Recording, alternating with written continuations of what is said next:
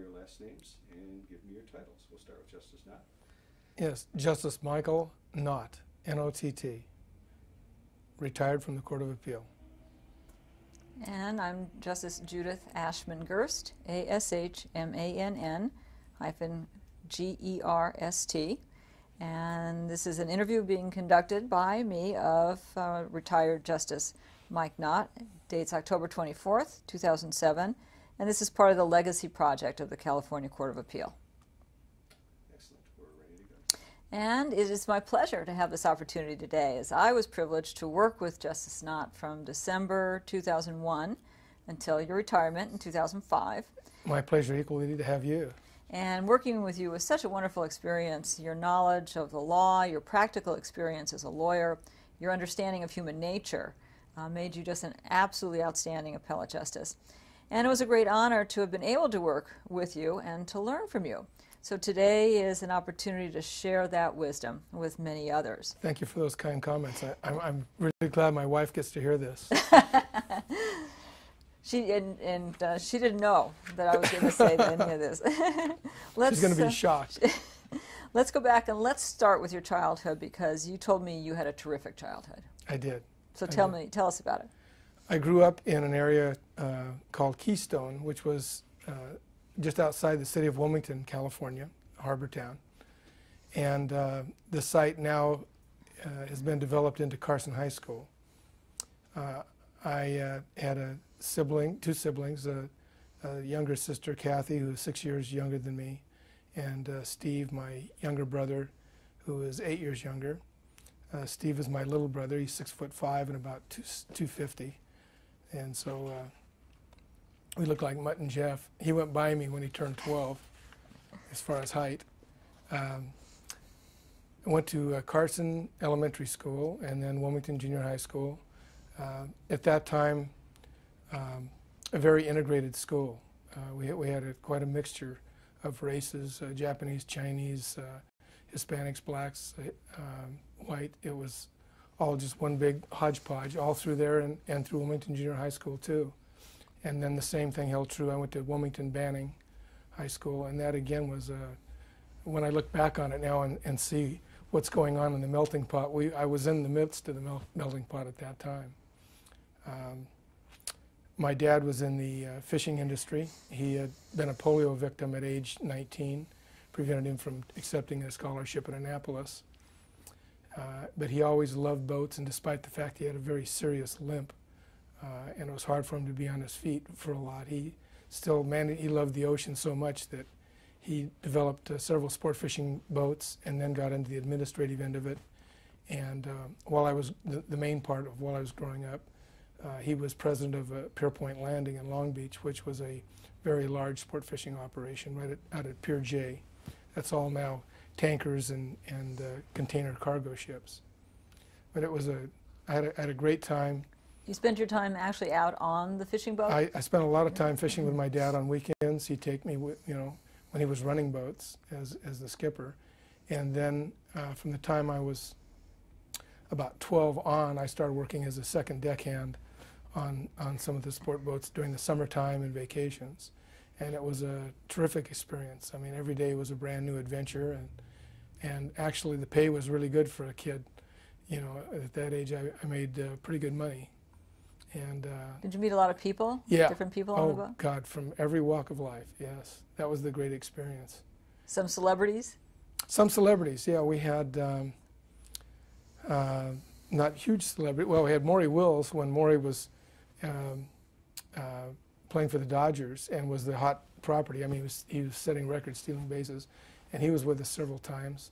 There was an actor named John Smith, James Coburn, a starlet named, and became a movie star, made a couple good movies, Luana Patton. And yeah, there was, I'm probably forgetting a few. Oh, the Nelson brothers, Ricky and Dave Nelson, and yeah, it was you never knew, from day to day who was going to come out on the boat, and all of a sudden, they try and stay incognito. Took a little figuring sometimes. Right. Until what age did you do that? Well, I did it actually all the way through law school as far as working on the boats, because I got my ocean operator's license when I was 21. He had to have so many years on the water and practical experience. And I had that. And at that time, my father had developed some 85-footers. Most of the sport fishing boats were, the maximum length was about 65 feet. And my dad worked with the Coast Guard to develop, to be able to license boats up to 85 feet, which meant we could carry 60 to 70 passengers. And the problem was, for that size vessel, the Coast Guard required 2 license holders to be on the vessel at any one time. And so the first thing, when I was 21, my dad made me go get a license, and that was a 2-day ordeal. And I will tell you, having taken tests all my life in law school and college and whatever, that was one of the hardest tests I've ever taken. Harder than the bar. It was, yeah. Close. There were navigation problems that were really sophisticated, and you know, if you lost radio contact and had to figure out where you are and allow for drift, wind, whatever, you know, how would you get from point A to point B and then point B to point C? And that was really hard. Yeah. Have you kept up any of those skills or any of that activity? Not too much. And my wife reminds me that I need to do that for my grandson, who's one of my grandchildren is living with us. And I haven't taken him on a boat yet, and I've been remiss in that regard. I really need to sort of get back to my roots. I haven't done it. Golf has interrupted it. So. You acquired an interesting skill when you were working on the boats. It may have helped you as a trial judge. You learned to play poker. I did. I did. One of the fellows that I worked with, Skipper, he was a larger-than-life type character. His name is Dick Shaver. And I don't mean character in the bad sense. I mean it in a good sense. Dick was sort of a Renaissance man. He was interested in lots of things and very well read. And one of the things he was really good at was playing cards, whether it was cribbage, and everybody in the ocean has to learn how to play cribbage, gin, or poker. And so we spent lots of time, we had lots of time together, and we spent lots of times talking about theory and how to play. And I'd watch these card games that were going on before I got into them. And I'd afterwards, on the way home or something, I'd ask him, you know, why did you do this? Why did you do that? Why did you make this bet? Why did you fold? And so he was a great teacher in a lot of respects, not only poker, but a lot of respects. He was a very important man in my life, and passed away too soon. How do you think that working with your dad influenced your legal career, your life? Well, one of the things I always admired about my dad is that with the bad break he got with the polio and everything, he was never a complainer. He got polio a second time at age, he was 80 when he died. At age, I think, 76, he got polio a second. You can get it a second time. And we didn't know that. What had happened was he had a heart attack while he was out on his own boat. He did have his own boat and was out every weekend, would take my kids or me or my brother every chance he got. And when he was out with my mom and another person, he knew he was having a heart attack, and so he turned the boat around and ran it back into Long Beach and immediately went into Queen Mary, and he had a triple bypass surgery. As he recovered from that, he was in the hospital, just ready to be released, and all of a sudden he virtually collapsed in the bed, and my sister-in-law was there, and the alarm was going off, and so she screamed for a crash cart, and they came. And what had happened was the phrenic nerve evidently gets shut off on the polio situation, and you can't breathe. And so they hooked him up to a respirator, and everything was fine. But then the problem was diagnosing what was happening, and after it took them weeks, and they finally narrowed it down to what they call post-polio syndrome. And so he had to go through that whole thing again on learning how to breathe, to speak, to go through everything. He was in the hospital like 4 months. And when he came out, his goal was to go back on a boat and get back into fishing, and he did it. He was never out of a wheelchair after that point in his life. But he was able to at least get out on the boat, and they'd take him on his wheelchair, put the wheelchair on, they'd strap the wheelchair in place. And talk about overcoming adversity. Yeah, I mean, that's one of the things I learned from him, not give up. Mm-hmm. Yeah, and make, lemonade out of lemons. So he was great at that. So then you went off to college. I did. To Occidental. I did. And tell us about that experience at Oxy. Yeah, Oxy was a terrific school for me. I played basketball and baseball in high school, and I wanted to go somewhere to a school where I thought I could maybe play ball. And I was not going to be a Division I player. I knew that. But I thought I might be good enough to play at a lower level, and went to Occidental, and they were kind enough to give me a scholarship for baseball and basketball. And I had a pretty decent career there, but the best thing was it was a perfect school for me. It's a small school, as you know, only 1,600 students. Good competition for grades. I mean, everybody there is had really excellent high school grades, and it was just a terrific experience. I'd go back and do it. If I had it to do all over again, I'd go back to the very same place and do it all over again. I might study a little bit harder and not do some of the things that I did that I don't want to discuss on tape.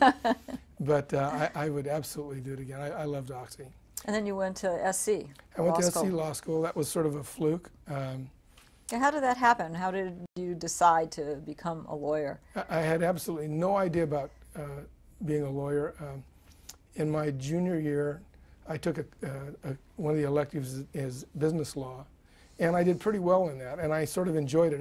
They did a lot of stuff on contracts, which I really enjoyed, and you can sort of see it and understand the philosophy on how you make certain rules.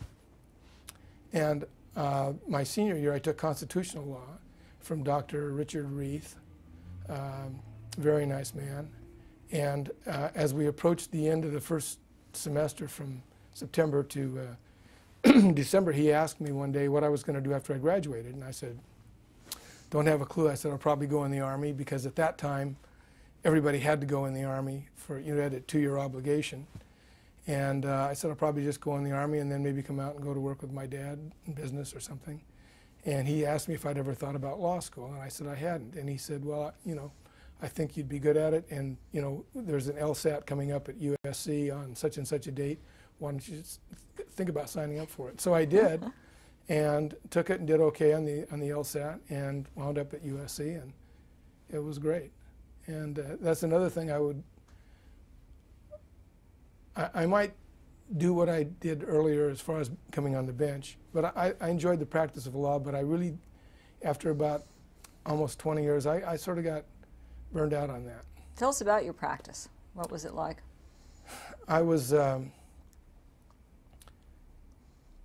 I got back from basic training. I went in the reserves, the Army Reserves, and the reason for that was, you have the exemption through law school. Well, the day after I graduated from law school, I got my notice to report, right even before I took the bar. And so this was during the Vietnam War just era. the start of it, the start of the buildup. It was coming at that point, and 1965, and so they wouldn't no extensions anymore. They wanted them like the next week, and so I jumped into you weren't frozen at that point. So I went into an Army Reserve unit, a psychological warfare operation that's housed in Fort MacArthur in San Pedro.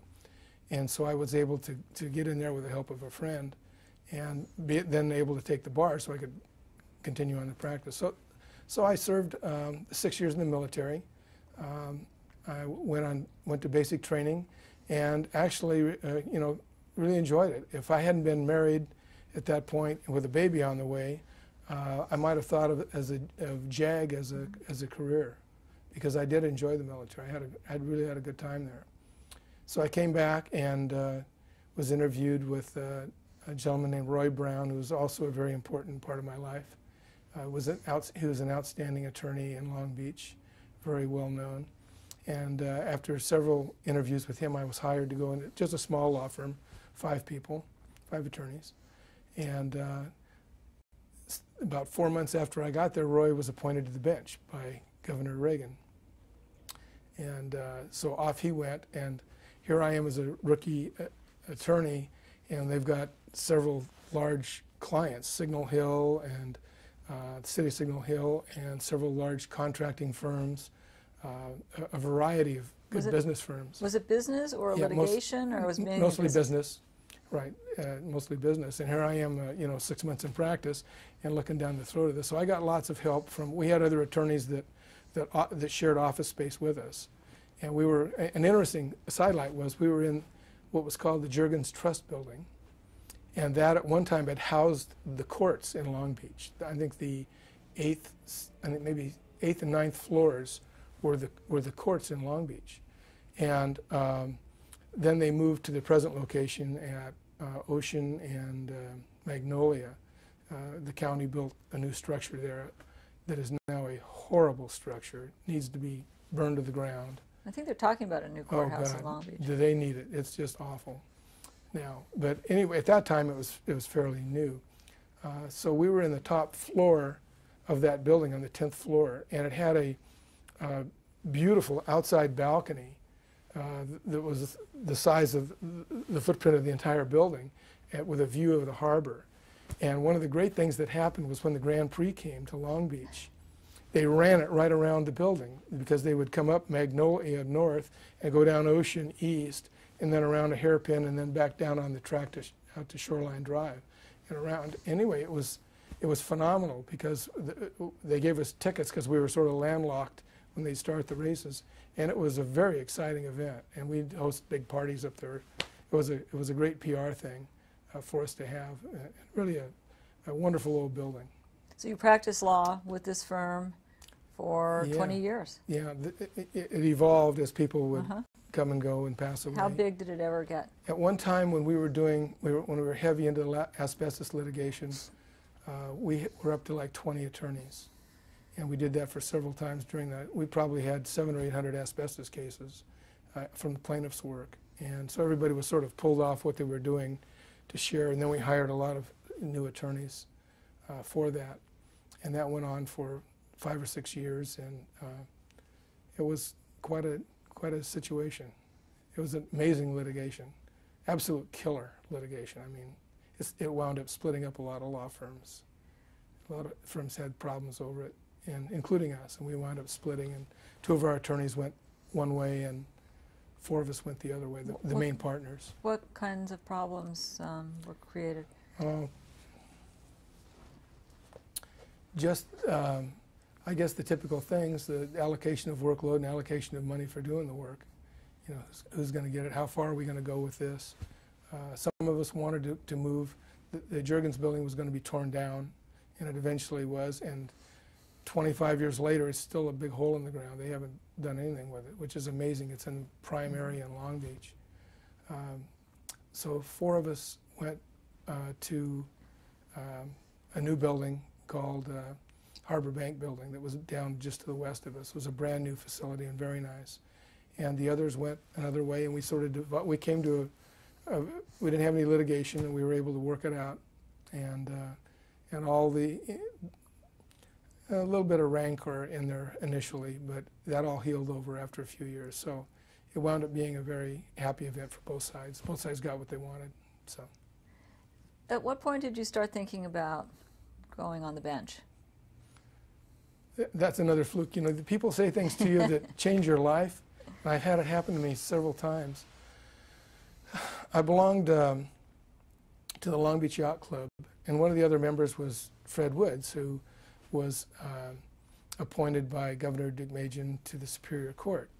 And Fred and I had known each other forever and ever. And so one night there was a meeting at the Long Beach Yacht Club, and I remember clearly to this day I can remember that meeting. And we were walking outside in the fog, and he asked me, you know, how I was doing. Was I going to keep going and keep practicing? And I said, oh, I don't know. I've thought about doing some other things. And so he talked to me about the advantages of being a judge. And I'd always thought of being a judge as being very confining, you know, having to be at a certain place at a certain time. And he convinced me that it was not that way at all, for the reason that, you know, you could actually take a vacation and not come back and wish you'd never gone because your desk was 6 feet high with problems. You know, that when you took a vacation as a judge, somebody filled in for you, and you returned to a clean desk, and you know, you didn't have to work weekends, and you didn't have to work nights necessarily most of the time, unless you're doing law in motion. And so we had quite a talk, and so I went home and thought about it, and I talked to my wife, and I said, you know, I'm thinking about it really seriously. She said, whatever you want, it's fine with me. It'd be a pay cut, but, you know, if it'd make you happy, that's fine. And so the next day we had a partners meeting, and we started going through all these problems associated with running a law firm, the administration of a law firm, you know, right. the malpractice insurance, employees hiring and firing and raises, and this person's unhappy with it, and it working next to this person, and so on. Signing leases for new office space. I got out of that meeting, and I went to the phone, and I called Fred. He was on the bench, and he said, you wait right there. He said, don't leave your firm, because I'm having an application rushed over to you, because there's an opening in Long Beach on the Muni Court, and you'll be perfect for it, but it's going to happen right away. And so next thing I know, there's a messenger at the door with a PDQ, and I spent the next, what, along with things are forever to fill out, right? Weeks. Yeah, it took me, I don't know, 6 or 7 days of concentrated working to do it, and but I did, and was accepted, and Governor McMahon appointed me, and another important man in my life, obviously, and I never looked back, and I'll tell you, it was the best decision I ever made. I loved every day of being a judge. Every day. You were on the municipal court for a couple of years, then the Superior Court. What stands out about those experiences? You know, I thought one of the hardest things that I have done as being a judge is small claims. I thought those were really hard cases. It's true. true. And I was always ready to go visit a scene and see for myself. You know, when somebody say, you know, the woodworking that this guy did on the new floor is all warped and it didn't do this and didn't do that, and the guy's, oh no, it was a beautiful job, and I'd want to go out and see. And in those days we had the marshals, you know, marshals doing municipal court, correct, and we had sheriffs at Superior Court. Well, the marshals, the head marshal was elected by the municipal court judges. And so they were very protective of judges, and they wouldn't let me go anywhere unless there was at least one deputy with me. And in fact, when you walk up and down the hallway, sometimes you'd know that there was a marshal trailing you to make sure nothing happened to you in the hallways. So anyway, my bailiff, who was terrific, would take me out to all these places, and I'd look at them, or I'd go downstairs and look at cars that had been damaged and so forth, trying to get an idea myself. And the difference I noticed when I was elevated to the Superior Court, the sheriffs, who was elected by the populace at large, when you do a small claims appeal, you know, where you start all over from scratch from the municipal court, and so when I'd have one of these difficult cases at the Superior Court level, and I'd announce that I was going to go out and visit the site, you know, the bailiff would put his feet up on the desk and say, "Have a good trip, Judge. See you when you get back." You know, so that was a major difference right there. But municipal court was a great training ground, and I was very fortunate at that time that Art Jean was appointed at the same time as me. Art is a very bright guy, and he had been a career district attorney and was phenomenal in criminal law. And our courtrooms were right next to each other. I was in Division 9, he was in Division 10, and so we were right next to each other, and we became very good friends. And you hadn't done any criminal law as a I lawyer. hadn't done zip, no criminal law. And so Art was a great instructor, because most of the things you get in there, absent the unlawful detainers and things, are criminal cases. Most of the trials were DUIs or something along that nature. So Art was a terrific teacher and a terrific mentor in that area. And then I would reciprocate with the unlawful detainers and the civil stuff. And then I also did law in motion for the municipal court, which wasn't a very heavy calendar. But it was a great training ground. And then we're doing preliminary hearings. We did a ton of preliminary hearings at the municipal court. So you got a wide variety of cases in the municipal court. Pretty good, except the trials got to be boring because it was DUI after DUI after DUI, it seemed like. And but there was a mass of cases to try and dispo. And so it was a good training ground to have. Long Beach has a city prosecutor instead of a district attorney doing misdemeanors. And so the city prosecutor staff was always very helpful, very talented people. And then I got to meet a lot of the defense attorneys in town who wound up doing not only misdemeanors but did felony work. and they were very helpful, and I thought very professional, and I really enjoyed the experience. But after a couple of years, I was ready to move. And so you did. So I did. You applied for elevation. And Governor Duke made to the rescue again, and put me on the Superior Court. Again in Long Beach, you stayed In Long Beach. pretty much in Long Beach? Pretty much. I had to move. There was a crash, what they call a crash. It was an acronym for something, because of the giant volume of criminal cases. And they were virtually suspending civil cases at that time to get this big bubble of criminal cases done. And Jack Gertson, I think, was the PJ at that time. And he promised me he'd get me back to Long Beach as soon as he could, but he asked me to go to Compton for a while. And so I did. I went to Compton for about 2 months. What year was it that you were elevated? Let's see, 87, in the middle of 87. And so I think in like September, October of 87, I went to Compton, did 4 murder cases in about 5 or 6 weeks. I mean, it was really something. But the murder cases, these weren't death penalty cases, and they'd take 3 to 5 days. But it was just one after the other, it seemed like. And of course, in those cases, you have experienced lawyers. Yeah, good lawyers, right. But I got some heavy-duty cases right off the bat there. And then I think in the end of October, a spot opened up in Norwalk, and Judge Gerson asked me if I'd like to go there, pending going back to Long Beach, and I said sure. Norwalk was a very unique court at that time because it didn't have any municipal courts there. It was all Superior Court in the building, and then Southgate and Huntington Park and Los Cerritos had the and others had the municipal courts, and so it was the Norwalk building was a very quiet building because you didn't have 1,000 people coming in to pay parking tickets and go through traffic school or whatever. And as a consequence, I really enjoyed that experience. We had a big earthquake then at that. Remember the Norwalk? The Northridge? Or Whittier, I guess it was the Whittier earthquake at that time that ruined the library. Nobody could go in the library the entire time I was there, which was only for a couple more months because Judge Gertson called me in, I think in about February, and said a spot opened up in Long Beach, would I like it? And I said, since it's 7 or 8 minutes from my house, absolutely. And so went to Long Beach and spent the rest of the time there until the Court of Appeal. And you were on the Superior Court just a couple of years before you applied for elevation? I think about 3 and a half, something like that. And what made you think you wanted to go on the Court of Appeal?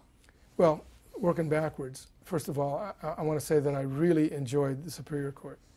It was, I had 3 death penalty cases. I had probably another 10 LWOPs, life without possibility of parole cases.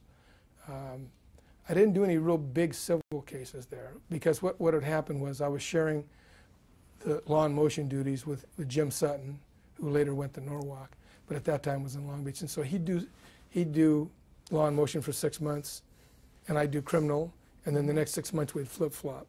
Because the law and motion was sort of a grind. I mean, it was only 2 days a week, but there were like 45 to 50 cases on each calendar, plus we did probate that had 90 to 100 cases, plus doing all the writs and everything. And so it was a sort of a chore. And so, you get burnt out on that real quickly. And so Jim and I, by flip-flopping, would sort of keep things fresh. But on the other end, then you go back into a criminal court, on a direct calendar criminal court. And like I said, I had some big cases, again, with great attorneys. Oh my gosh. Johnny Zerdiaga and stands out as one of the Ed George, Hank Salcido, just absolutely top-notch attorneys. And DAs the same way, Bill Hodgman, one of the great attorneys around. And had some good lessons there. The criminal cases was very exciting. It was like working in Las Vegas because you'd have, especially on the lesser, on the burglaries and the robberies or something like that. And you can do one of those cases in a day. If you get lucky, you can pick the jury in a couple hours or an hour, and put them in the box, and you have 2 or 3 witnesses, and you're over and done, and put that jury out, take another jury in, and the first jury's not done yet, so you find another jury room that's vacant to put the second jury in, start a third jury, and like I said, it was like working a dice table in Las Vegas. And it was really a lot of fun. But after about 3 years, what happened was there were, I think, like 4 openings all at once on the Court of Appeal.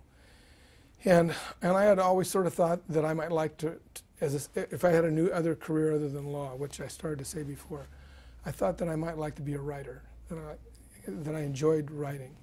And so I thought, well, you know, that would be the best of both worlds, you know, to have that and be able to write. The downside was that I loved what I was doing. I loved the fact that the judges in Long Beach were back behind a hallway, and the attorneys could come up and down and drop in and visit. And I do settlement conferences every once in a while of civil cases. And I really enjoyed that part of it and the contact I had with the attorneys. And I was warned that that wasn't going to happen on the Court of Appeal, that your contact with the attorneys is in front of oral argument, and that's about it. And so I put in my application, but with some hesitancy. I was scheduled to be supervising judge in Long Beach, and I watched all the spots go one by one. I thought I was toast anyway. And so, but all of a sudden, right before Christmas, I got a call, and my clerk looked up and says, "It's the governor's office." And I thought, oh, you know. It's always such a shocking yeah, call. I wonder if he wants to know who I'm recommending or something. So anyway, it was the governor, and he was serious, and he offered me the spot.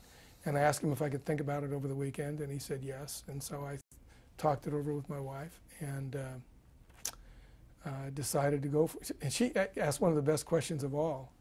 She said, well, if you decided you didn't like it, could you give it back and go on the court? And I said, I'm willing to bet that the governor's office would probably do something like that. Yeah. I said, I suppose I could. He says, have you ever known anybody to give it back? And I said, no. She said, well, what do you think? And so I went for it. And that was a happy time, too. My time on the Court of Appeal was absolutely sensational. I couldn't have wound up in a better place. You were appointed to Division II. Yes. Who was here at the time? Lester Roth was the PJ. Lester was in his mid-90s at that point, and having some problems, not only with his hearing, with his vision, and it was a great man. I mean, he had been a great jurist, but was nearing the end of the road, and was having problems at oral argument and various other physical problems. So it was I caught him at the down end of the spiral. I'm sorry for that. Don Gates was the other second, one of the smartest guys I've ever met. Mario Fukuto was the third, and one of the great gentlemen I have ever met. And Mario was just terrific. So I was in a good spot. Chief Justice, Presiding Justice Roth didn't last too long. He retired within a year that I was here, and so I put in an application to be. The others asked me to. Justice Fukuto and Justice Gates asked me to.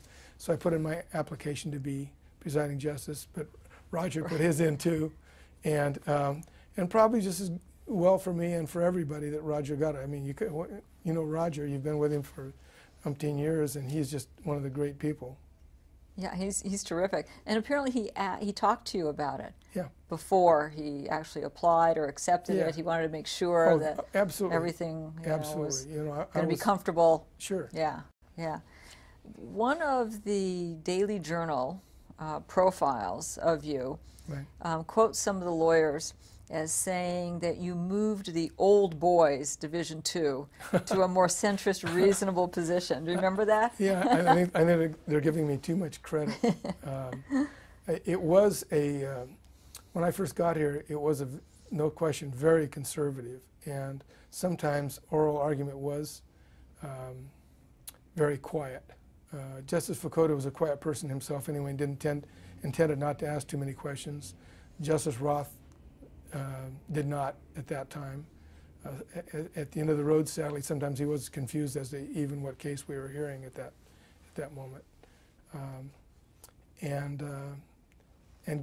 Justice Gates, though, was a sort of a hard-nosed, but he was a very fair person. I mean, not that the others weren't, but they were a pretty conservative group.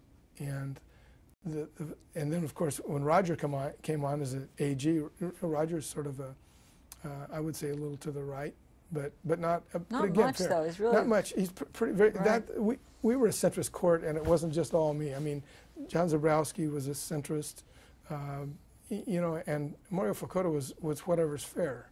You know, he didn't go by philosophy. He made whatever's fair in the case, as do most judges, in my experience. You know, I don't know that you can get on and say that I got a bad deal because that was a Republican instead of a Democrat. Right. I mean, we just don't look at cases like that.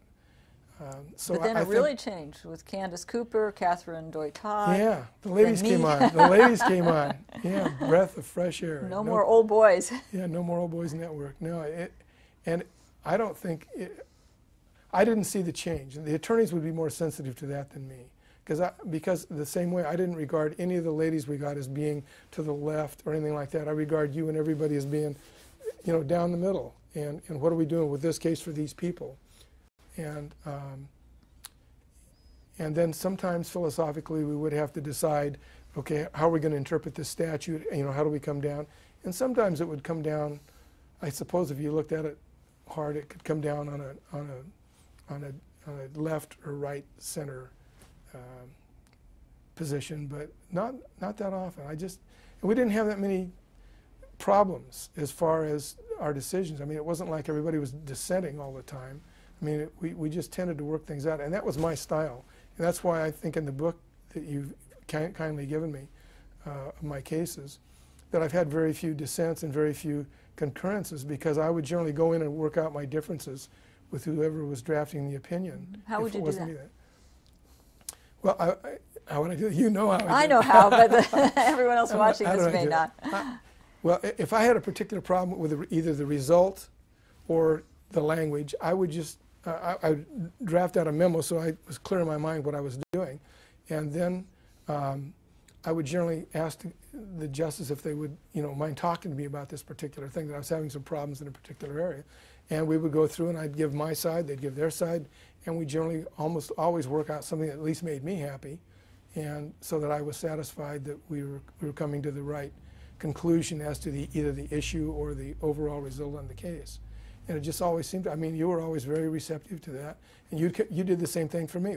If you had something, either stylistically or something more substantial, you would come in and discuss it with me. And that was the way I think it worked on our division from the time I was there. And we did it on face-to-face situations rather than by memo, which I think is a little impersonal, and I liked the contact with the other justice and to try and work it out.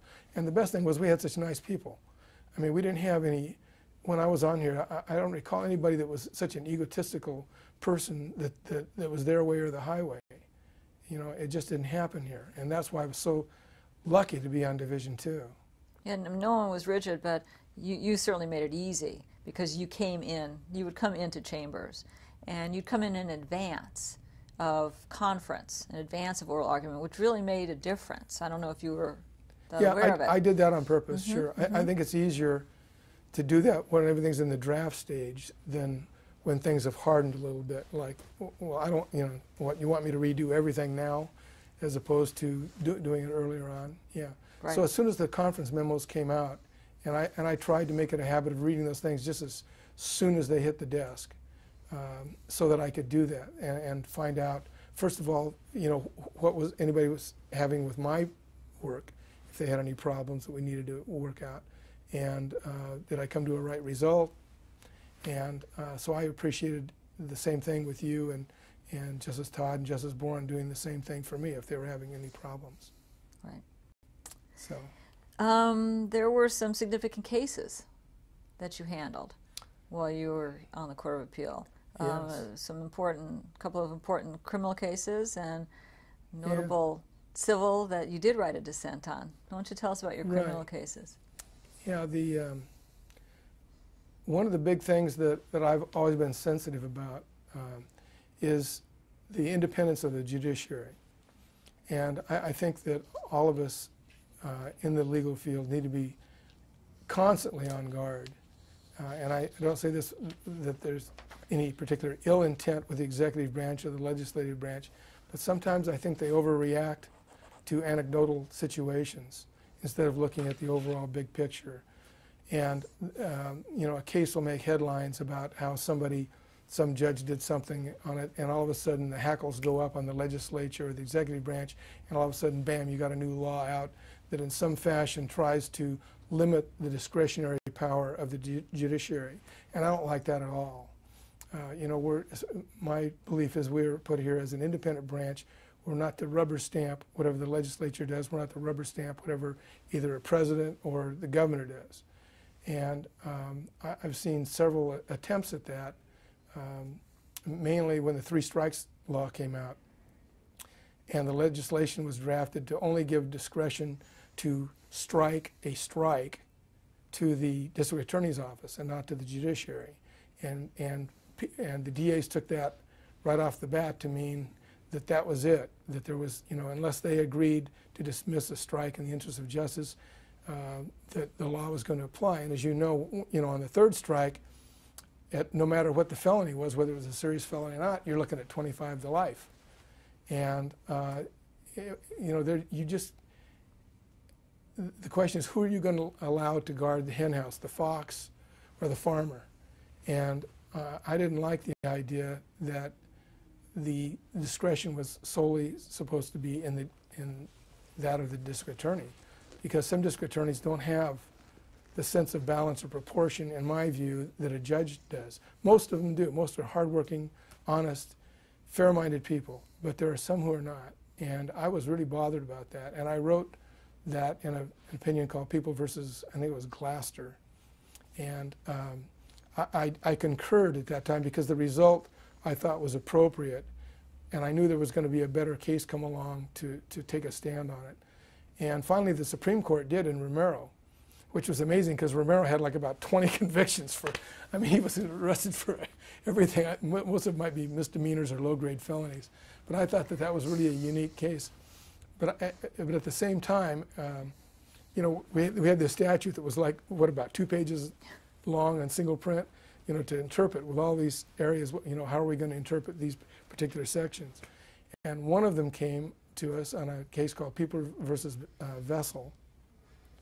And that was whether on the third strike, if the third strike was a wobbler that could be either sentenced as a misdemeanor or as a felony, did the trial court have the discretion to sentence as a misdemeanor and thus save the person from a 3 strikes conviction and 25 to life? And the DA took the position that no. You know, the court didn't have the discretion. That was solely in the executive branch with the district attorney. Right. And so I wrote, yes, we did. The judge gets to make the call, and that stood up in front of the California Supreme Court. Did the Supreme Court take the case, or they I denied hearing? Maybe I made the denied hearing on it. I can't remember. Well, they must have, because it's still published. Otherwise, it would have been off. Yeah. Right. So so by not taking it, yeah, it was affirmed. And there were a lot. I remember those were really some hard days at that time because the volume of work really went up with the 3 strikes law. I mean, we had cases coming up. Boy, I mean, it was really a lot of work up here. I remember one month I did something like 22 opinions in 1 month. That's like an opinion a day. It's an opinion a day. It's way too much. You can't do that and do good work. I mean, I was hardly paying any attention to anybody else's cases because I was having enough trying to just get my own out. And Division 2, it always had, you talk about the good old boys, always had the macho deal, no backlog. You know, we'll fight our way through anything. You give us as many cases you want. They're all getting out on time. We're not continuing anything. And we were at a point after about 6 months that the attorneys were exhausted. They were doing about 6 opinions a month apiece at least. I was doing around 5 myself, plus reviewing all their work and reviewing the work of the other justices. And it was getting to be very exhausting. And a lot of these cases were really serious, too, because they were all interpretations of the 3 strikes law. So finally, just at the time that we said, okay, we're only going to take and put X amount of cases on calendar this month, and, you know, 15 or 14 or whatever, and that's all we're going to do. Just at the time we did that, the bubble went away, and we were able to keep up with the no backlog mentality. But it was a hectic time during that. And the big thing, of course, is when the Supreme Court came out with Romero and said there was discretion with the trial court. It's just that you got to be careful how you use it, and that's what happened. And so, you know, I know that the legislature was concerned that if the judges start dismissing cases on their own, or strikes on their own, that they'll just use that as the calendar clearing technique, and the impact of the 3 strikes will be lost. But it hasn't turned out that way. And I knew it wouldn't if they just let us be judges. Correct. And so that was, I thought, a really important time for me. And then also, there was a case, I had a domestic case called, I think, in Ray Fogarty and Raspberry. And that involved the family law code. One of the few cases we ever had that I can remember from family law that actually went into print. And the idea there was whether or not latches could apply to a spouse who is suing another spouse for past due support. And I think this was child support. There's already a case on spousal? On spousal, I think. Or either, I may have it flip-flopped, I can't remember. But anyway, it was, the trial court had found latches on the part of the one spouse, who happened to be the woman who had custody of the child. And for various reasons, I don't want to get into all the facts, but basically, he wasn't abusive, he wasn't hiding out, he was working, he didn't give all the money, but he did a lot of things for the equivalent value, blah, blah, blah. And she waited like 17 years to try and go collect all this spousal support, child support. And the trial court said, no, latches applies. It was too long. You knew where he was. You could have easily gotten the money, so goodbye. And so we affirmed that. In response to that, the legislature came out with an amendment to the particular family law code, which section I can't remember right now, that said that that latches no longer applied to spousal support, child support. And I have a real problem with that. It's my understanding that family law courts are essentially a court of equity, and latches is a judge-made rule, not a legislative-made rule. It was developed by the judges to be fair in certain circumstances where there was no particular statute of limitations or some reason not to follow the statute or whatever. And I'm not sure that the legislature has the power to abrogate a judge-made rule. It's not their rule, it's our rule. And I just think that anecdotally, the legislature got carried away hearing a particular case where some woman, the reason that she didn't challenge or try and collect spousal support was because the person had hid out for 20 years, or whether he'd threatened to kill her. And most of these cases involve, obviously, a woman being the one seeking the support and the man avoiding it. And it just seemed to me that always and never are 2 words that should be very carefully used in law, because you cannot predict the certain situations. And there could be easily fact patterns where it just isn't fair to allow somebody to go on where they've sat on their hands for 30, 40 years and wait till the person dies and then try and sue for support, and then the estate has no way of knowing whether it was paid or wasn't paid, or whether there was another deal worked out, or why they didn't go to court. And I just thought that that was a wrong thing for the legislature to do, because I just didn't see that judges were abusing their discretion in that regard all that much. So I feel like I'm on a soapbox there. But that's one of the challenges that, Yeah. that you feel faces the judiciary, Yeah. is independence and Right. Having confidence in the judiciary. In the judge, if there's a problem with the judge, then fix that. Right. If the judge doesn't belong as a judge, then do that. But don't try and revamp the whole system.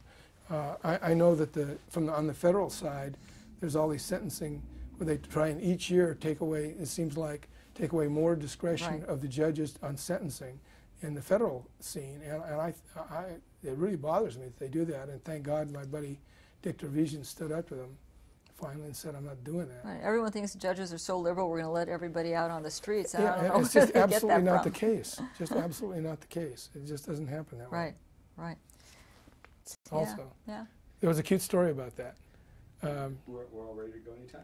You want to talk about Gates on on tape? The cute story about that? Sure.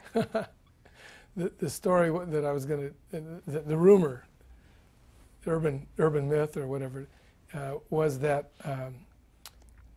when there was a position open on the California Supreme Court, Governor Jerry Brown was talking to Lester Roth about filling the position, and Roth was one of the, I think at that time he was the senior person, so he had the vote on the three-person commission.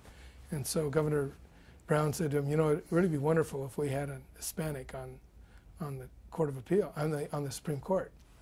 And Justice Roth is supposed to have said, yes. He says, it'd also be wonderful if my research attorney, Donald Gates, was appointed to an opening on the Court of Appeal. And the governor said, yes, that would be. And so both things happened. Things occurred. He voted, yes, Roth voted for Reynoso, and all of a sudden, Don Gates was a direct appointment to the Court of Appeal. But like I mentioned, it was probably good both ways, because Cruz Reynoso was a gentleman despite what happened to him, and a great lawyer. And Don Gates, as I mentioned, is one of the smartest guys I've ever come across, and had one of the most interesting lives. And I've heard is not doing this interview.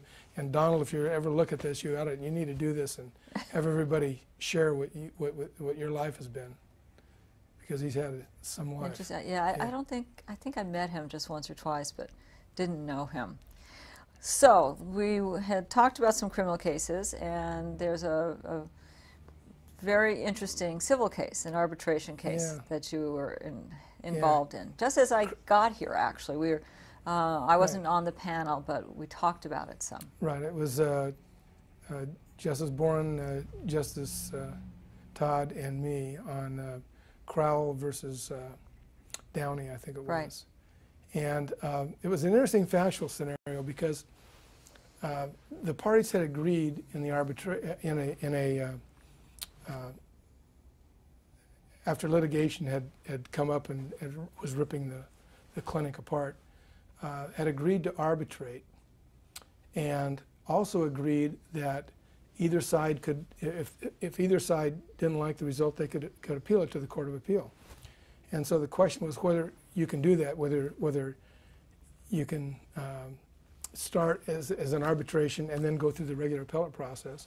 And Justice Todd and Justice Boren said, no, you can't. You know, that the statute just doesn't provide for it. You take your pick. You either go in the court system or not.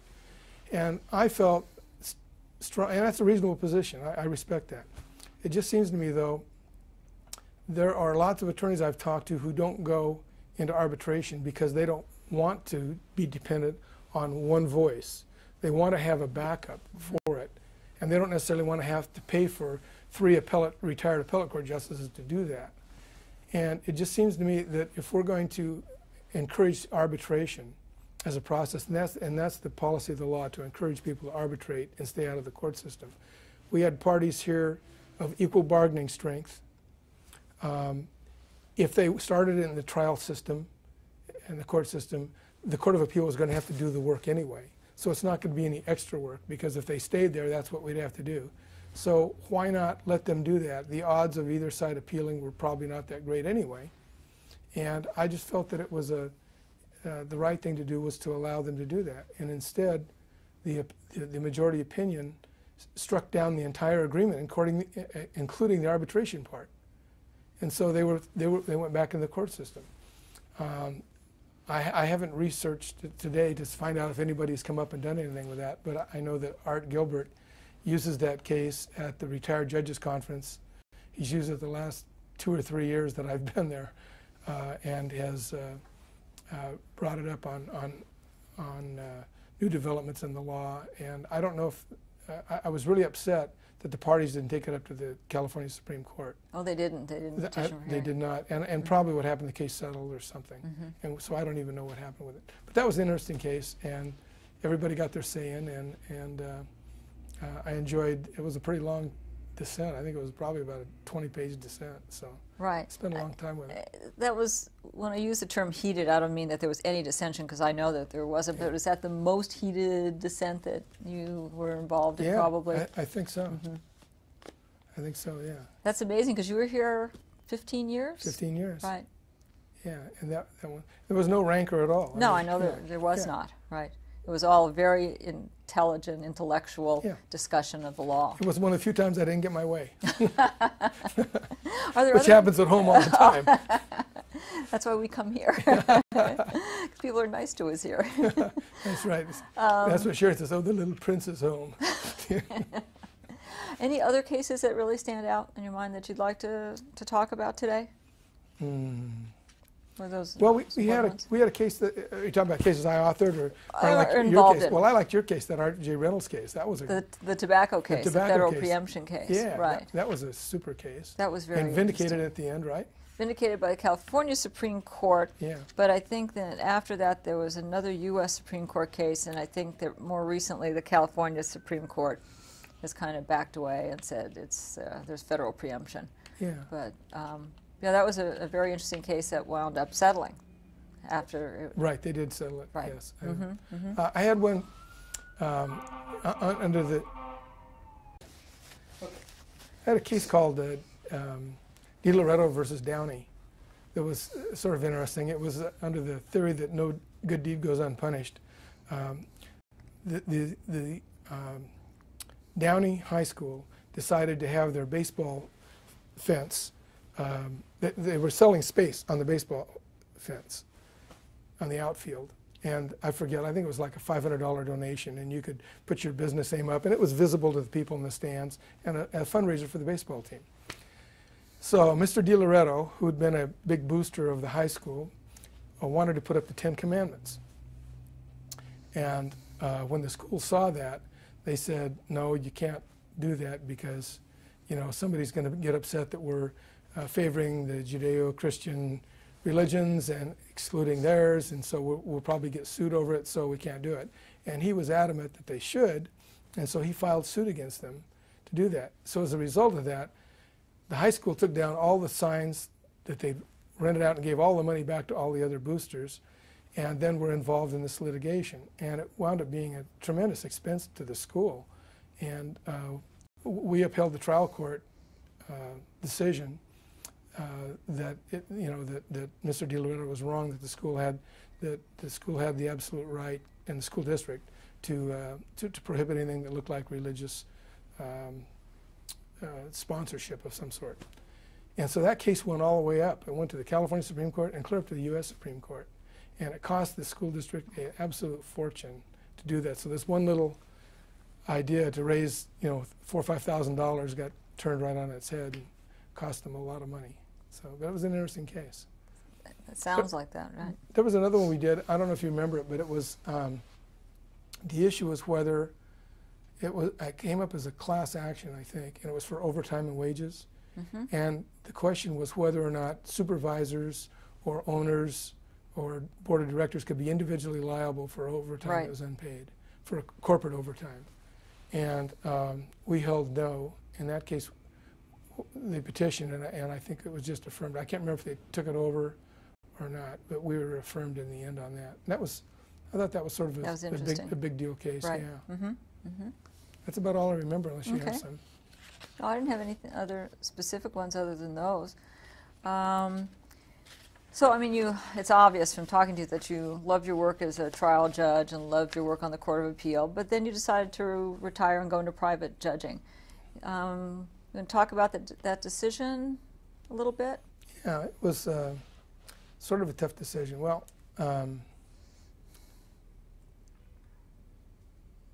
let's see here. How can I start this? Well, I had a situation arise in my life in about 1993 where my daughter, my youngest child, was having some very serious problems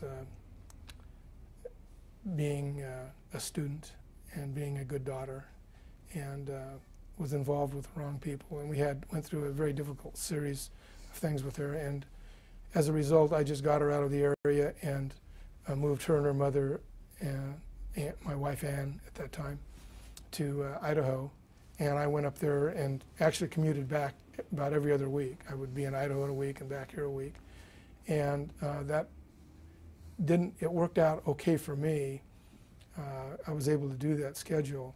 but my daughter never did really, it didn't benefit. She just found a better class of bad people to run around with. And my wife passed away in 1994 suddenly. Woke up one morning and she passed away during the night. And so at that point I couldn't make the commute because there was nobody there to watch my daughter who was yet to be 18. So I moved back to California fully on a full-time basis. And she wound up having a child and not able to care for the child. And so we have taken him and raised him. And it was something I wasn't really counting on when I made the decision to be a judge, because I'd provided for my other son's education and thought I was able to handle all that. So having a new child to raise sort of put a different spin on things. And at the same time, I remarried. I married my college sweetheart, who lost her husband, and we were pinned at one time at Occidental, and she told me to go away and grow up. So 33 years later, I show up, and she said, well, you're still not grown up, but better. And she's been a very good sport in this and taking our grandchild in. And I knew that I was going to have to do something to create some more income for his college education. And so I made the difficult decision to leave in 2005 and go do something else, do some private judging, and play a little golf when I had a chance. What are the pros and cons in private judging? For you, anyway. For me, anyway, yeah. I'll tell you, I enjoy it because I always enjoyed working with attorneys. I like attorneys. You know, most attorneys I think are really interesting people to be around. And I've been doing arbitrations, mediations, discovery disputes. Discovery disputes are where you see the worst of it, when the attorneys are like oil and water, and for some reason they just can't get along. It may be one fault, or maybe both their faults. It may be just that they're just personality clashes and they just can't do it. But on the others, the arbitrations and the mediations, the attorneys are generally very cooperative, I found. And like I say, I enjoy working with them. I think that mediations are truly an art form. I mean, everyone is so different. The personalities are different. But what I found is that the parties have to be able to tell their stories. And you've got to be very careful. As a judge, you're trained to make decisions. And sometimes as a trial judge, you make them on the spot, as you know. You know, you've got to make calls during a major trial on evidentiary rulings or objections right on the spot. And rarely do you have time to say, time out, I'll go take 30 minutes and look that up. You know, you just got too much pressure to get done to do that. Right. So for better or for worse, you have to make your decision. And so one of the things I've learned is you cannot be, you cannot show the parties that you're favoring one side or the other their position right off the bat. You have to listen all the way through and then gently work into things and think of, have you considered, rather than saying, well, this is the way I see it. At the end of the day, sometimes when you're a long ways away, the attorneys are generally going to want to hear from you on how you feel the case is going to come out or how a particular issue is going to come out. And if they ask that, then I give it. But I've learned not to just blurt it out or do that. And I've learned also to be, not that I'd ever done this, but I knew going in I never wanted to embarrass an attorney in front of a client. And so I'd do something to get the attorney outside and talk tough or talk turkey outside the range of the client so that the client couldn't hear that. So it's definitely an art form. It's hard work, I think. You know, I appreciate these guys that are top mediators. I appreciate their skills. It's really something. But I still enjoy doing it, and I love doing the arbitrations, you know, because I can make a decision. That's one of the first things all the groups that I interviewed with, are you going to do arbitrations? Because a lot of mediators don't want to do that. They don't want to offend anybody. They don't want to have to make a decision on their own at the end, and they're concerned that person may not ever come back again. And my view is, if I give you a reasoned decision and you don't like it and you don't ever use me again, that's up to you, but I'm not going to worry about it. Right. You know, because I have faith that I can make enough good decisions that it's okay. So I tend to do a lot of arbitrations now in the work, and I still enjoy it. And any negatives? Yeah, not being here with you. Yeah, that's the negative. I mean, I would have done this job if it hadn't been for taking Aaron in I would have just done this the rest of my life until I couldn't practice anymore. Right. Your time's not your own as a mediator. Right. Here at work, we can leave 4:30, take whatever with us we need to do, and you do it, at home or whenever. But your time is your own. You have your own schedule. As a mediator, you're in the middle of a mediation, and it's 6 at night, and they're getting close. You can't leave. So whatever plans you had, that's it. And one of the, you're right, and one of the key features that I've heard of for the great mediators is that they're bulldogs. You will not let go. Right. Until that case is, the people leave to the elevator dragging the mediator behind them, trying to keep everybody in the room and keep talking.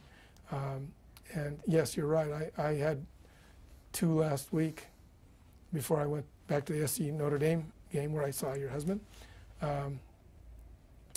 And it was scheduled to be 3 hours from 6 in the evening until 9, and we finished at 1 o'clock. And the day before that, I'd had one that started at 10 and was supposed to go till 2 and went till 7. And so it does happen that way. Either an arbitration or a mediation can all of a sudden blow up and stretch out, and that's part of that goes with the territory. Right. And that's okay, but you're right. I had the perfect job and let it go away. Right. I gave it up. Yeah. As a mediator, though, I'm sure you have a lot of credibility because not only did you have 20 years on the bench, you had 20 years in private practice. So you must have a lot of credibility. Yeah. It's a good pedigree to have. Right. One of the bad things, though, is that nobody knows, except for the law firms that do a lot of appellate work. The rest of the planet doesn't know who you are. One of the things that's sort of amazing in newspaper articles is when they talk about an appellate court decision, they say an appellate court in Los Angeles did such, and they never mention names. They never say the names. So we're like Teflon in front of the public. Right. But from the attorneys and a knowledge standpoint, it's not like I'm doing high visibility civil cases, one after the other with all the major firms in town. And those attorneys, I've been up here for 2 generations of attorneys now, and so they go, who? And they look it up, and they look me up on the website now, and they say, oh, well, that's a nice pedigree, but we really don't know him yet. Right. And so that's one of the things to overcome the pros and cons there. Whereas, these people that are on the trial court, and they come off after, planning and doing 2 years of major criminal stuff, the civil stuff at the end, or however many years, they have a little easier time, I think. Right. Yeah. Well, they have a couple of years of longevity, but then the generation does change, right? Yeah. And the young lawyers come up, and hopefully there's good word of mouth as I do cases, and, right. and I've had a lot of repeats, and so it seems to be working out, and I hope I get to the point where I could work 5 days a week if I wanted. I don't want to do that. I'm real happy doing what I'm doing is 2 and 3 days, now. It's just fine. And a little time to do other things. From when you started as a judge up until the time you retired, did you see a change in the attorneys, their conduct in the courtroom? Everyone talks about the lack of civility now.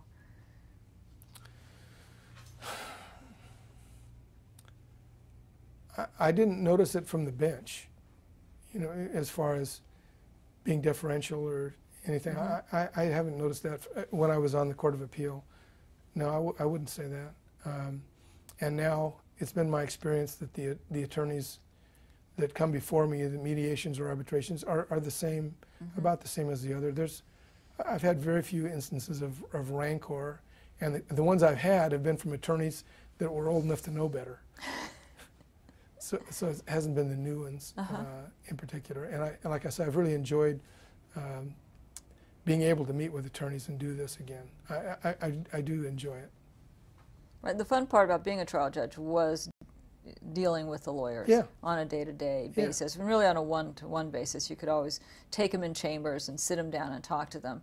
On the Court of Appeal, you don't have that ability. You only see the lawyers once a month unless you go to a bar function. Exactly. From the trial court to the Court of Appeal, did you see any difference in the quality of lawyering, or now back into the private sector? No, it seemed like, well, one thing I noticed on the Court of Appeal was when you read a brief, you knew without even looking at the front page, because a lot of times I didn't look at the front page and even see who the law firm was or pay attention to that until after I'd actually read it. And I could tell who the appellate specialists were on reading the briefs, you know, as opposed to a trial lawyer just doing it himself or herself without any assistance. I mean, that was easy to spot. I think that if I had, and one of the things I've always given as advice at various bar meetings and things is, if you have a big case, you know, consider hiring an appellate specialist to help you do it. And if not to do the whole thing, at least to review your work and tell you what you're doing, whether you have weak points, strong points, and organize it stylistically, because you need that help on a major case in particular, and not be greedy and just try and do it on your own.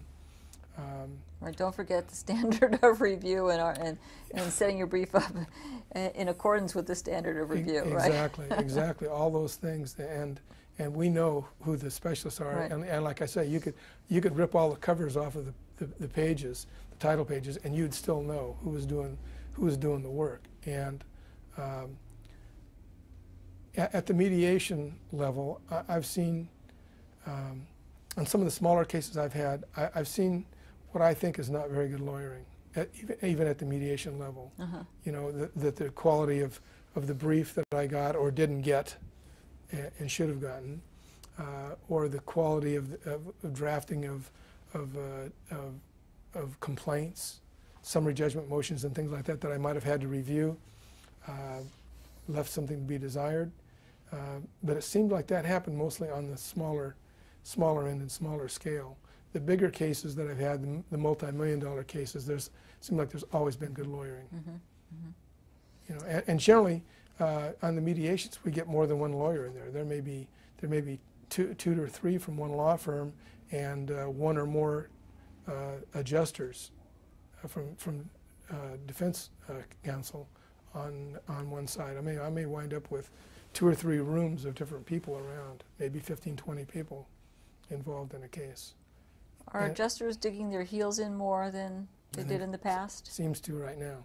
I'd say so. Some of the offers I've seen I thought were extremely low, but they know how to grind. You know, the adjusters have done more cases than me. You know, they're doing one or two every day. You know, they're just bam, bam, one to the other. And so they get a read on people, and they get an idea on what they're really going to come down to. And sometimes they really do try and lowball. But I've also seen the other, that in the real serious cases where you've got a death or a spinal injury or something like that, their evaluation of the case sometimes is not all that far off from what I think. And as I mentioned, sometimes I get an idea on value, you know, within the first 2 hours. I sort of get an idea where the parties are going to wind up on what a reasonable offer and reasonable demand. If you can get that, if you can get a reasonable offer and a reasonable demand, then you get within settlement range, and the odds are you're going to settle it. And the other thing I've learned is not to go to bed at night staring at the ceiling if I didn't settle a case, wondering what I could have done better, because what I've learned is a lot of times those cases just simply aren't ready at that particular moment. But you know, over 90% of the cases settle, so they're going to settle at some point. So sometimes the process of mediation is to get the parties from $1 million and zero to some reasonable range and get them talking, and you may need a second mediation, or it may happen within 2 or 3 days. And I do a lot of follow-up, as do just practically every other mediator I know. The next day, or you know, I will email everybody and I'll keep on the phone and say, you know, what about this, what about that? You want a mediator's proposal, in which I might actually outline the case and give a range or a number based on various criteria, and so that they can actually explain to their carrier why I'm doing this and what dangers I see in the case. And so sometimes I'll settle a case and it might be 3 or 4 days later or 5 days later. But if you keep at it, sometimes that happens. So it's hard work. Sounds like it. Yeah, it is. And you just mentioned that you don't stay awake at night wondering about why you couldn't settle a case. As a trial judge or a court of appeal judge, did you stay awake at night ever? Or you know, are there even cases now that bother you? Yes. Yeah, there's several. I wasn't the author on either one. They're both criminal cases. and there was one that I think it was Justice Fukuto had, and it involved a young man who was driving a car with a friend, and the friend told him to stop at this hardware store and wait for him. The friend goes in the store, comes back out, says, "Let's go, get out of here. I just shot a guy." And what he'd done, he had committed a robbery and killed the clerk. And so the driver, on hearing this, drives the guy where he wants, and then later goes and turns himself into the police, gets charged with first-degree murder as an aider and abettor, and is sentenced. And, you know, it came up to us, and so, you know, all of this was in front of the jury, and the jury found against him, and it bothered me to this day that we did that. We affirmed it, but it bothered me to no end, because it just seemed to me like he wouldn't have turned himself in had he not been telling the truth. And I'm still not clear as to why they charged him with first degree in that situation under the felony murder rule, you know, aiding and abetting. And so that case really bothered me. Then there was a second murder case, I think that happened in Torrance, and this was like my first year here. And the defendant worked in the construction industry, made very good money. And the victim in this case was a homosexual drug seller, high-end though, not on the street. I'm talking about in a nice home and everything. And he had lots of nice friends. And he was found dead. I believe he was shot to death. I can't remember how he died, but I think he was shot to death. And there was a glass on the counter that had a fingerprint on it, and it matched up with the construction worker.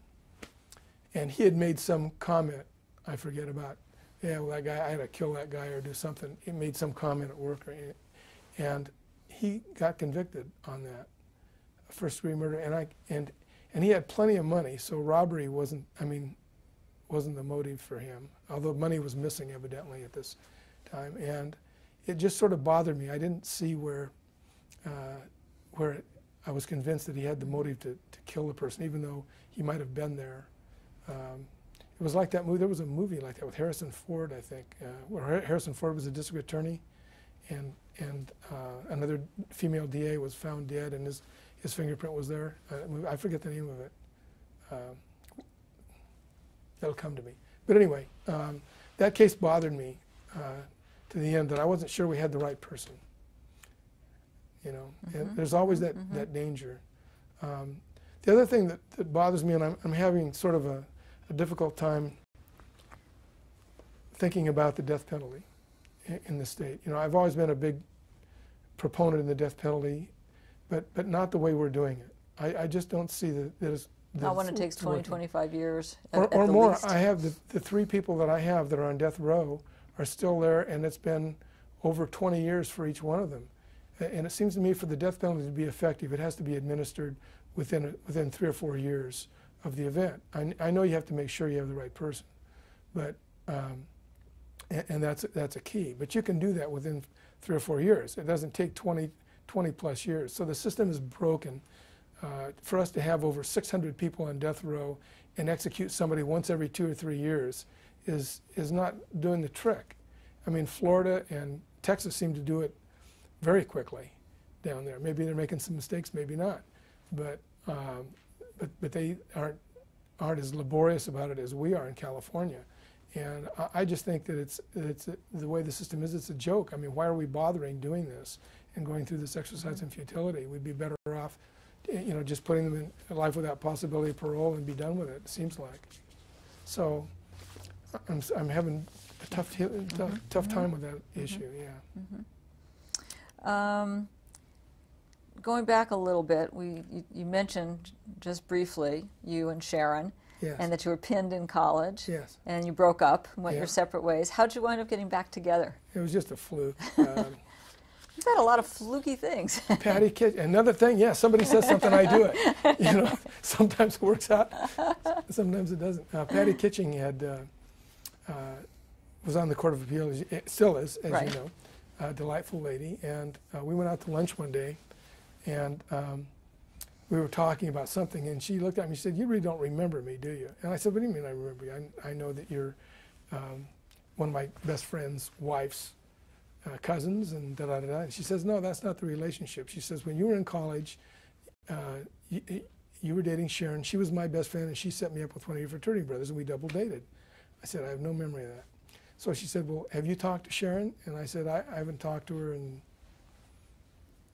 25 years probably, or since college sometime. Or she called me when I was appointed to the Court of Appeal, to the municipal court, and congratulated me. The telephone conversation lasted about 4 or 5 minutes, and that was it. And that was in 1985, I guess. And she said, well, it sounds like you owe her a call. And so I called, and I found, she gave me the number, and I did call just to see how she was doing, and found out from that her husband had passed away. And so we got together and met for coffee, and that was about it. That was ball game. Pre-qualified. How long after that did you get married? Trying to remember how long that was.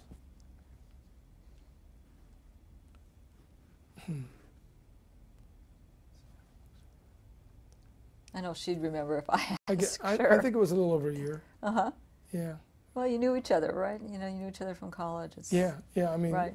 we waited for other reasons beyond that. Mm-hmm. I mean, my wife had passed away, and so it was some time after that, but not very long. I knew the first night. She didn't, but she claimed she didn't.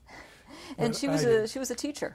She's a kindergarten teacher. For many years, and just retired recently. Just recently retired. I really admire what she did. I admire all teachers, but in particular, somebody who can handle 35 5- and 6-year-olds, a third of whom can't speak English, has got to be some kind of person in my book. She was working really hard. She'd work at home every night, putting together incredible projects hours. and right. Incredible hours. She was driven. She was Teacher of the Year in their district, and I can see why. If you went into her room, it looked like an explosion of colors. You know, I mean, there were so many. It was almost visual overload in that room. I mean, she just did wonderful work, but she paid the price. I mean, she was up till all hours of the night doing it. She didn't get home till a lot of times 6 or 6:30, and maybe sometimes later. Yeah, she worked really hard. I was really glad for her to be able to retire. But then she started serving as the contractor on the remodel of your home. Yeah, the Money Pit, the movie with Tom Hanks and Shelley Long. Yeah, we had the Money Pit. We had our own version of it. Yeah, we remodeled for like a year and a half, it seemed like. And she did a great job, though. It came out well. If I could just pay for it, I'd be happy. That's what the private judging's for. I know you're a huge sports fan. Yes. And when you were still on this division, we often went to lunch as a group. You, me, Justice Milano, Justice Boren. And I had to make a point of reading the sports pages every morning if I wanted to be included in the conversation. Yeah. True, yeah. And also you and Justice Boren were absolute experts on movie trivia. And that's something we had a lot of fun doing together. Right, yeah. Is trying to remember some piece of minutia, and then I know I've sort of go into a shell and avoid all the conversation until I could come up with it. I put the face. My dad taught me a trick on that. He said, you know, just put the face in your mind and start going through the alphabet. You know, very good. And pretty soon he says you'll start excluding letters, and you'll be down to a certain few letters, and then it'll come to you. And that was good advice. Yeah, it was good advice. But, yeah, Justice Boren and I had a lot of fun with it. Right. And he had that big trivia book, you know, in his chambers. And so at the end of the lunch hour, if we hadn't figured it out, we'd run to that. Oh, you never told us that. Oh, you guys cheated. And you love SC football. USC football is in sort of its renaissance. I went through some lean years where they were just mediocre, and now Pete's done a great job on putting the program on track, and they're a lot of fun to watch. You just got back from Notre Dame. Got back from Notre Dame, where I mentioned I saw your son Michael and your husband Bob, which was amazing. I had their cell phone numbers, as I told you, and I called, and Michael's didn't get service, and Bob's was not answered. And then we were sort of standing at the north end of the stadium, Chris and I drinking a Coke, and guess who walks right up? They were just headed our direction, would have run right over us if they hadn't seen us. Yeah. It's amazing with all those people there. With 100,000 people. Right, and, right. Yeah. You go to pretty much all the games, yeah. The home games. You travel I don't travel sometimes. too much. I've gone to some of the Arizona games. I really want to go up and see Cal. And the new Stanford Stadium, I understand, is nice too. So one of these days I'll do that. But it's just sort of hard with, I'm still My mom's in an assisted care facility, but I hate to be gone too far away all the time from her. She does have some needs sometimes.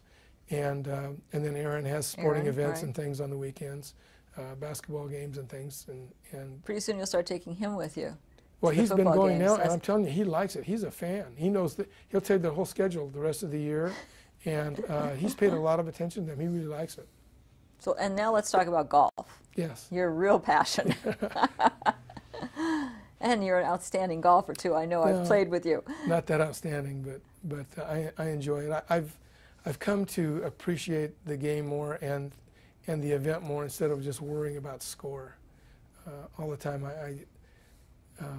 You know, as we get older, we lose friends by the wayside that are sometimes our age or even younger, and just all of a sudden, like dear Paul Boland just recently. I mean, what a shock and what a huge blow to the court to lose him. I mean, just virtually overnight. And so with that in mind, I've come out in the last few years, I think, with a different attitude. Instead of trying to be so competitive all the time, is to, you know, I'm on the back nine somewhere, you know, and just enjoy the ride, enjoy the flowers, enjoy the God-given beautiful day. And if you hit a bad shot, you hit a bad shot. You know, regroup and go on to the next, and not slam a club down or do something like that. And you've taken some great trips and played golf in some Had wonderful places. You played when you went back to Notre Dame. Yeah, we did. We played Butler National, which is a world-class golf course, and 2 others. I've made a trip to Scotland with Justice David Eagleson.